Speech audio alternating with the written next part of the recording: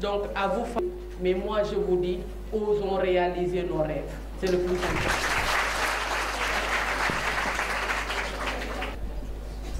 Qui était animatrice à la RTS, elle a fait une formation en journalisme en France et elle a fait ses premiers pas en télévision au Sénégal.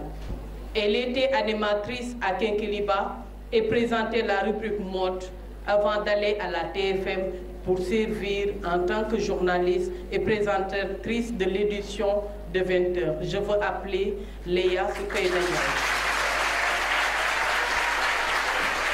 Bonjour à tous. Je suis très contente d'être là parmi vous. Surtout que je fais partie de la même génération que vous, je me sens très proche de vous.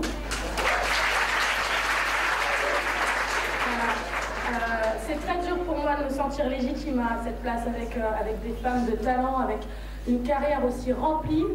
J'ai l'impression que je devrais être à côté de vous. On pourrait être amis, hein, vous et moi, on pourrait traîner ensemble.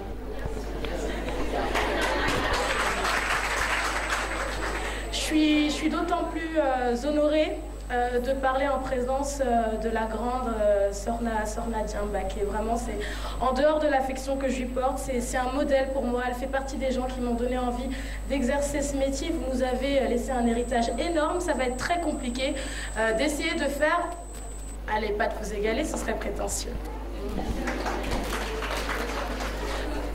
Nafissatou Sylla est partie, j'aurais aimé lui faire un gros clin d'œil. Elle fait partie des gens qui m'ont vraiment mis le pied à l'étrier dans la télévision. L'autre personne, c'est Pape Madi Diop qui est ici dans la salle, voilà, qui a beaucoup cru en moi à l'époque de la RTS et je voulais le saluer. Voilà, il est dans la salle, il est ici. Allez, je ne vais pas traîner, en tout cas, sinon je salue toutes les grandes dames qui sont autour de moi. Je ne vais pas faire trop dans l'improvisation parce que sinon je risquerais de me perdre et je serai encore là jusqu'à 14h à vous raconter mes expériences dans le milieu des médias au Sénégal. Je vais parler librement du sujet, hein. C'est un sujet qui est d'actualité partout dans le monde. Je pense que peu importe où l'on peut vivre, les problématiques sont identiques, même si elles peuvent s'exprimer différemment selon les pays et les cultures. Je renonce à m'enfermer dans un débat sur les spécificités sénégalaises, car cela n'aurait que peu d'intérêt sur le fond et l'on passerait à côté de l'essentiel. De plus, prendre ce débat au sens large, c'est-à-dire au niveau mondial, hein, ça ne met pas le Sénégal en dessous des autres pays. Au contraire, il le place au sein même de ce thème que représente l'évolution de l'égalité des droits des femmes. Un sujet qui, selon moi, est un combat permanent. Je dis bien permanent. Alors, en général, les médias semblent enfermés dans une contradiction. À la fois, ils sont émancipateurs par la connaissance qui est véhiculée, l'information qui est transmise. Tout cela, ça amène à l'évolution des mentalités. Ils ont un rôle très fort sur les individus. Pourtant, ils diffusent encore beaucoup de contenus dans lesquels sont représentés des modèles traditionnels. De plus, beaucoup d'études dans le monde témoignent d'une représentation minoritaire des femmes chez les producteurs de l'information et chez les détenteurs du capital des médias.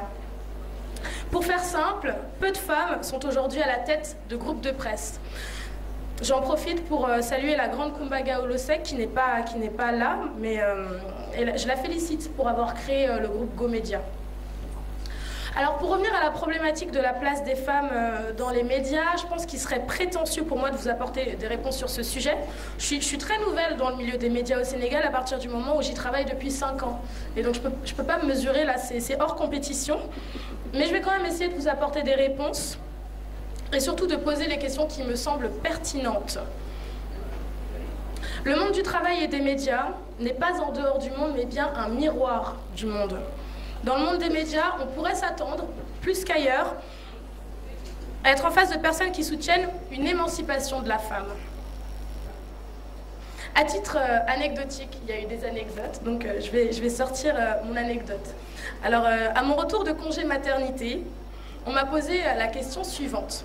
Comment peux-tu allaiter ton fils tout en travaillant? Sous-entendu, comment peux-tu être une bonne mère en ayant repris le travail? C'est ça, vous le comprenez comme ça.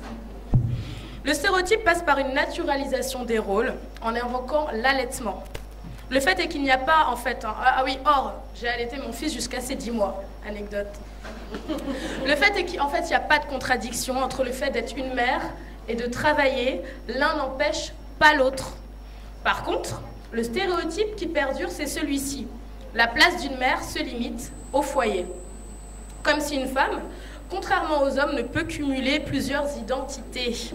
Par exemple, jamais un chef d'entreprise, jamais vous ne verrez un chef d'entreprise qui va empêcher son employé homme d'être promu sous prétexte qu'il vient d'avoir un enfant. Voilà, on est d'accord. Alors l'autre point que je souhaiterais aborder, c'est celui de la domination masculine. Le sociologue Pierre Bourdieu, que vous connaissez sûrement, qualifie cela de violence symbolique. La violence symbolique, c'est un pouvoir souvent méconnu, un rapport de violence entre dominant et dominé. Néanmoins, elle est singulière car le dominé subit les valeurs et les normes comme naturelles. Pire, il participe à la reproduction sociale de ces normes. C'est là où c'est dangereux. Dans les groupes de presse, beaucoup de femmes cessent leur carrière suite à la venue d'un enfant. On y revient. En fait, ce qui se passe, c'est qu'elles intériorisent que leur premier rôle, leur rôle naturel, c'est celui d'être mère avant tout.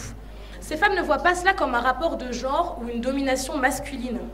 Dans notre métier, le fait que des femmes connues, présentatrices, prises comme exemple, cessent toute activité de manière définitive, c'est un symbole visuel fort de reproduction des normes dominantes. La télévision ne paraît plus comme émancipatrice, mais comme vecteur d'un ancrage des normes sociales établies. Ces comportements ont d'autant plus d'impact, de légitimité sur le public que ces femmes apparaissent comme fortes, libres et indépendantes de toute forme d'oppression. Ce qui est terrible dans tout ça, c'est que les femmes sont bien souvent les meilleures gardiennes de l'ordre établi par rapport à ce que mes consoeurs ont dit. C'est vrai que des fois, on est les premières à nous enfermer dans ce rôle. Ce n'est pas forcément les hommes. Alors je vais tenter de conclure en introduisant un dernier thème, l'image et l'estime de soi. L'image de soi, c'est un jeu d'interrelation avec autrui et d'identification à des modèles. L'estime de soi est intimement liée à l'image de soi. Ce jeu d'interrelation et d'identification est à l'origine de la construction identitaire du soi.